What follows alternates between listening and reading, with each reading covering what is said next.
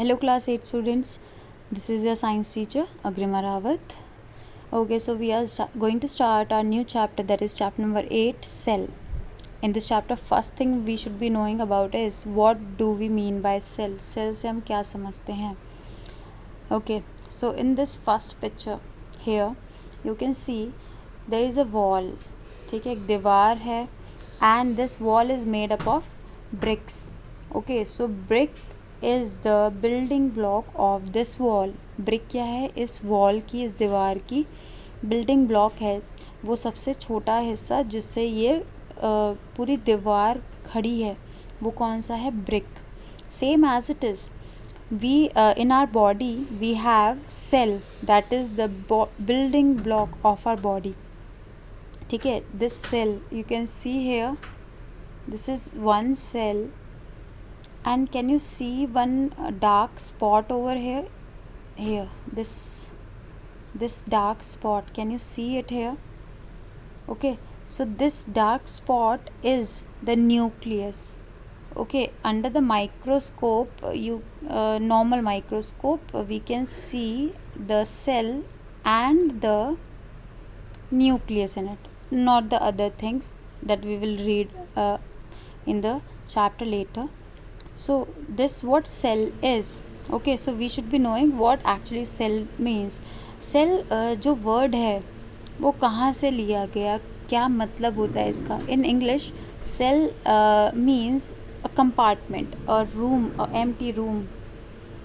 Okay, in police stations where the, और you can say jail, जो jail होती हैं वहाँ पे जो कमरे होते हैं उन्हें बोला जाता है सेल. सेल में रखा जाता है जो प्रिजनर्स होते हैं, जो कैदी होते हैं. ठीक है, सो वो सेल क्या है, सेल क्या है, एक रूम है. ठीक है, तो वैसे ही हमारी बॉडी की सेल भी इसी चीज़ से नाम आया, क्योंकि अभी आप देख रहे हैं कैसा दिख रहा है, एक खाली जगह, एक खाली कमरे जैसा दिखाई दे रहा है, right. So this is how the term cell come up. Now we have to talk about how the cell has been discovered. Cell कैसे discover किया गया. As you can read here a name, Robert Hooke. Okay, Robert Hooke, he has a very good relation in this discovery of cell. He has discovered the cell, so you should be knowing this. Who have discovered the cell? Robert Hooke.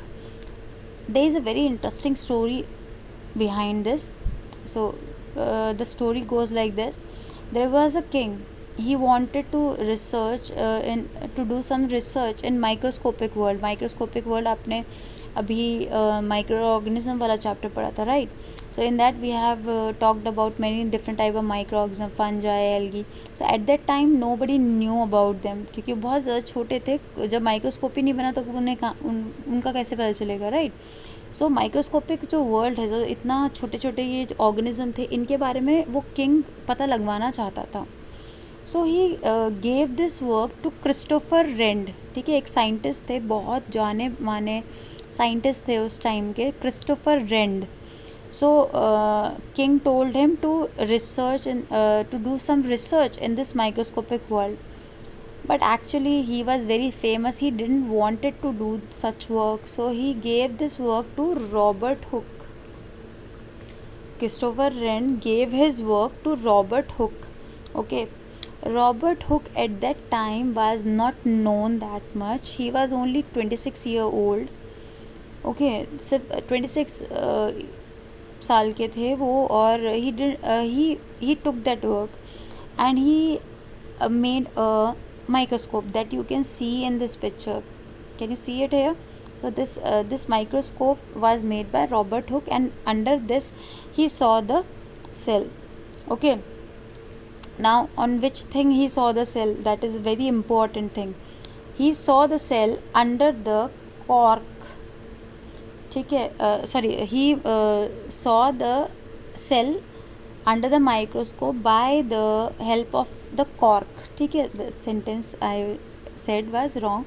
तो जो आपका microscope के अंदर उसने cell देखी, वो किस में देखी, कॉर्क में. अब होती है क्या होती है कॉर्क, आपको देखने में शायद जानी पहचानी सी लग रही हो. पिक्चर्स में, इन advertisement you would have seen champagne bottles, champagne की बॉटल्स देखते हैं जिसका कैप जो होता है इस कॉर्क से बना होता है, आपने देखा होगा, वो उछल के खोलता है, ठीक है, एकदम से पॉप अप करके वो खुलती है शैम्पेन बॉटल, तो वो कॉर्क लगा होता है उसमें, ठीक है। Now what cork is made up of bark of the tree. Bark means छाल, पेड़ की जो छाल होती है, पेड़ का जो स्टेम होती है उसमें आपने देखा होगा बाहर बाहर की तरफ एक छाल प्रेजेंट होती है, that is a dead part of the plant, ये डेड पार्ट होता है प्लांट का।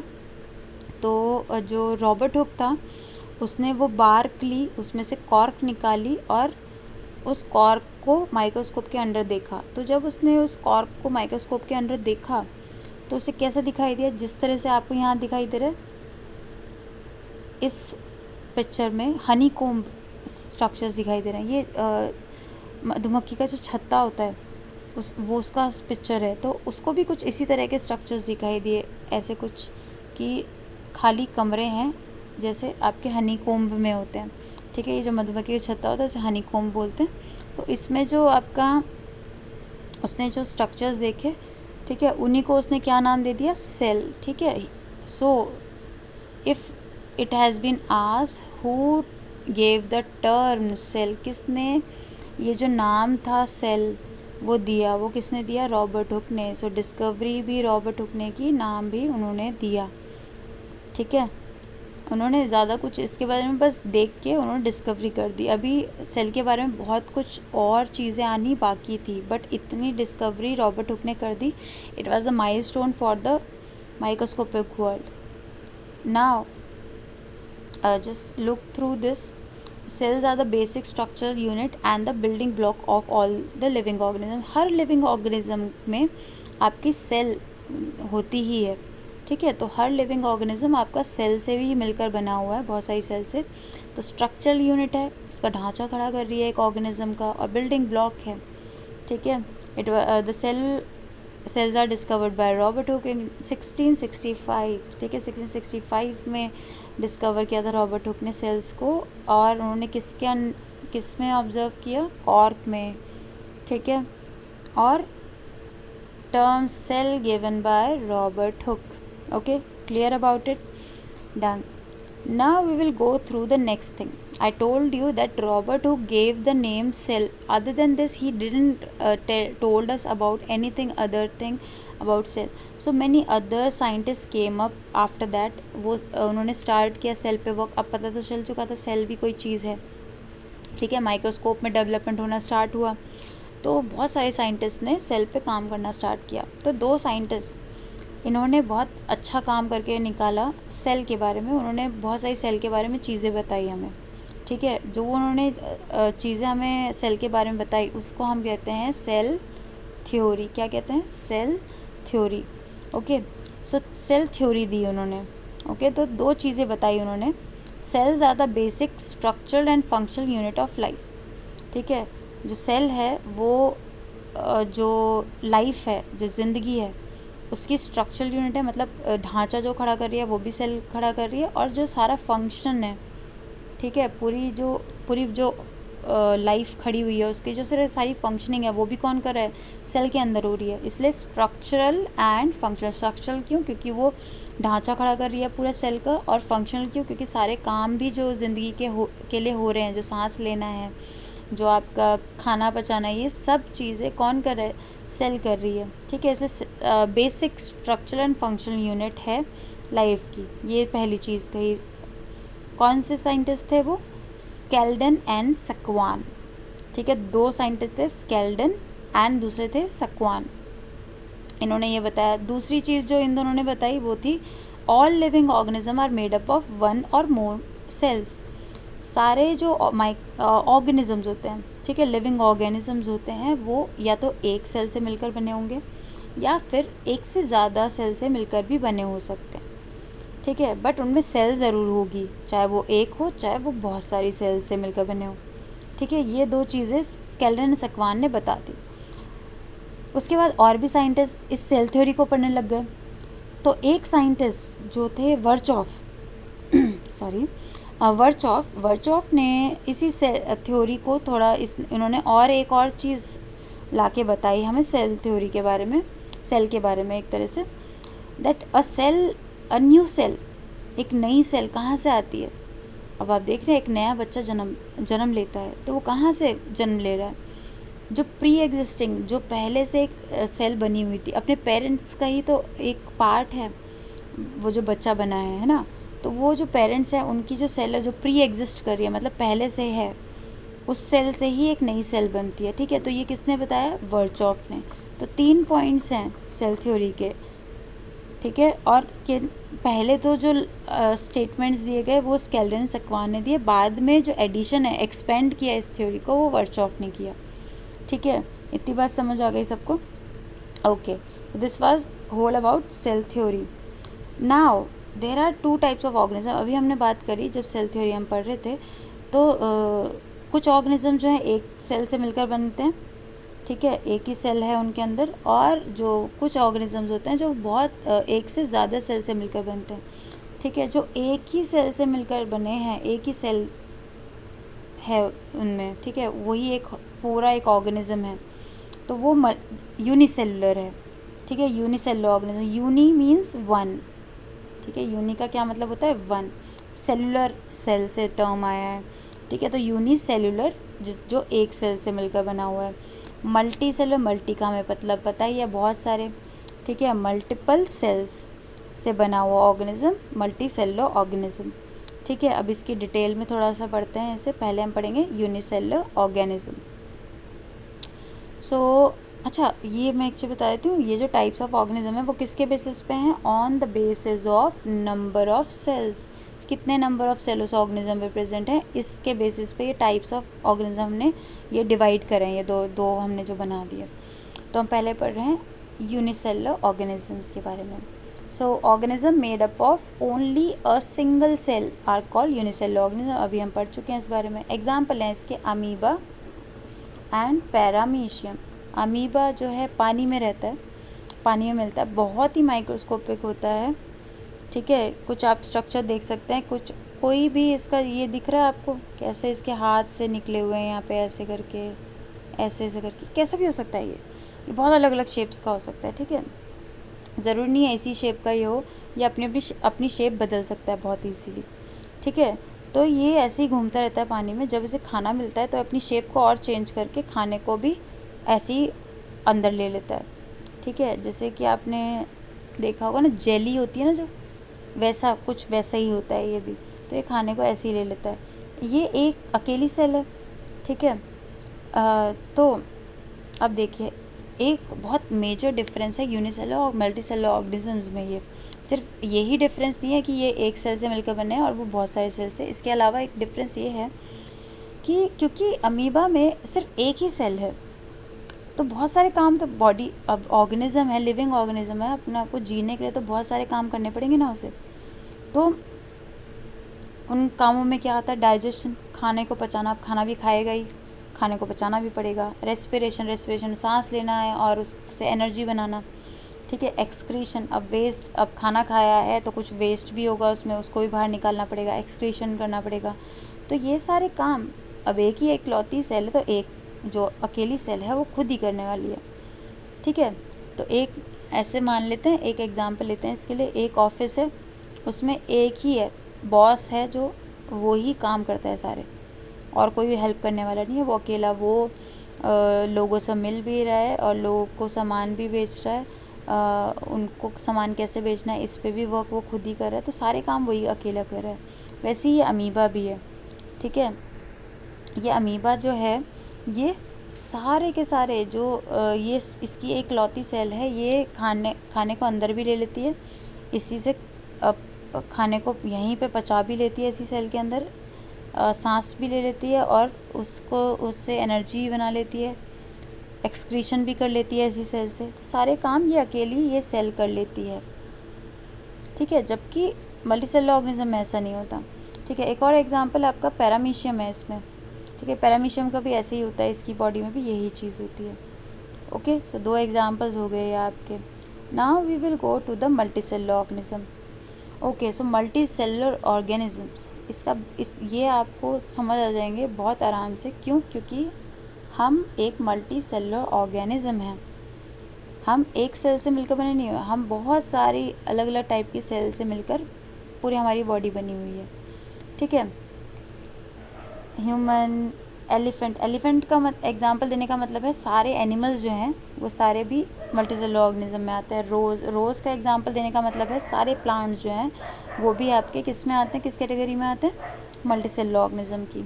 ठीक है, अब जो एक्चुअल डिफरेंस आता है दैट इज़, अब मैंने अभी आपको बताया कि हमारी बॉडी भी क्या है, मल्टीसेलुलर ऑर्गेनिज्म है। हमारी बॉडी की सेल्स काम कैसे करती हैं, बहुत सारी सेल्स प्रेजेंट है हमारी बॉडी में, millions of cells are present in our body. ठीक है, अब इतनी सारी जो सेल प्रेजेंट हैं, आपने देखा होगा जब आप खाना खा रहे हो तो आपकी माउथ की सेल्स काम कर रही है।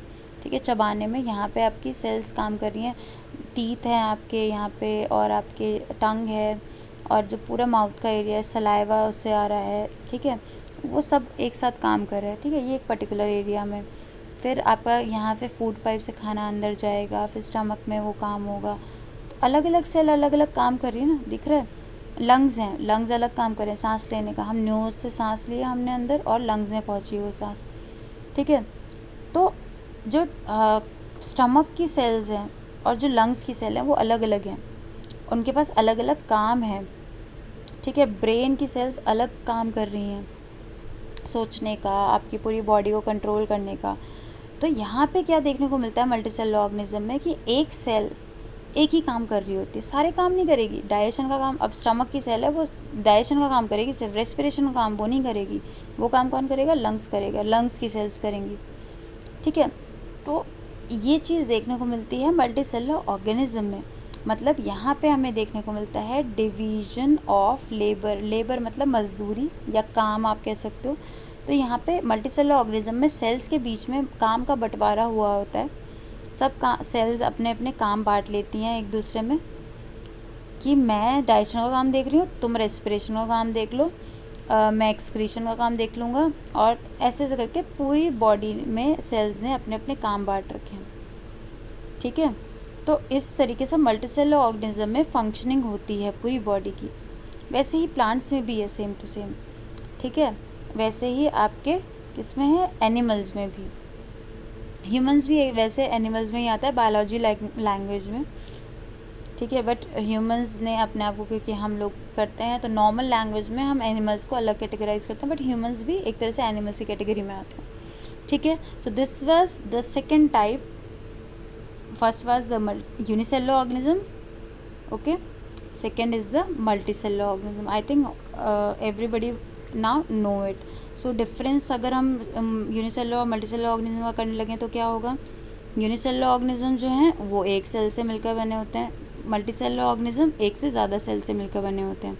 ठीक है, और जो यूनिसेलुलर ऑर्गेनिज्म है उनमें एक ही सेल सारे काम करती है, जबकि मल्टीसेलुलर ऑर्गेनिजम्स में जो एक सेल है, ठीक है, वो एक ही काम कर रही होती है। तो जो मल्टीसेलुलर ऑर्गेनिज्म में अलग अलग सेल्स हैं उन्होंने अपने कामों को बांट रखा है, और एक सेल एक ही काम करती है। इसलिए एक और चीज़ है इसमें कि जो, क्योंकि आपने देखा है कि कोई, जैसे आप एक इंसान है वो पूरा टाइम काम ही करता रहे, काम ही काम कर रहा है, अकेला बेचारा लगा हुआ है, हर काम को, सबके कामों को वही कर रहा है, तो उसकी क्या हो जाएगी, वो थक जाएगा, उसकी जो सेल्स है प्रॉपर्ली काम कहाँ कर पाएंगी। ठीक है, इंसान बेचारा थक जाएगा, तो उसकी लाइफ स्पैन इतनी ज़्यादा नहीं होती। जबकि अगर कोई काम कर रहा है, मैं ये नहीं कहूँगी काम नहीं कर रहा, बट एक इंसान काम कर रहा है बट साथ साथ में रेस्ट भी ले रहा है, तो उसकी बॉडी को रेस्ट भी मिल रहा है। ठीक है, तो लाइफ स्पैन में अंतर आता है। ठीक है, ज़िंदगी कितनी चलेगी। तो यूनिसेलुलर ऑर्गेनिज्म, क्योंकि इनकी बॉडी एक ही सेल जो है सारे काम कर रही है, तो बेचारी ज़्यादा टाइम तक ज़िंदा नहीं रहते ये। ठीक है, बहुत कम लाइफ स्पैन होता है इनका। और जबकि मल्टीसेलुलर ऑर्गेनिज्म में क्योंकि डिवीजन ऑफ लेबर देखने को मिलता है, इसकी वजह से ज़िंदगी का जो स्पैन है, लाइफ स्पैन जो है वो भी बढ़ जाता है। Okay, so in this video we will go up to only this topic. In next video we will go to the next topic. Thank you.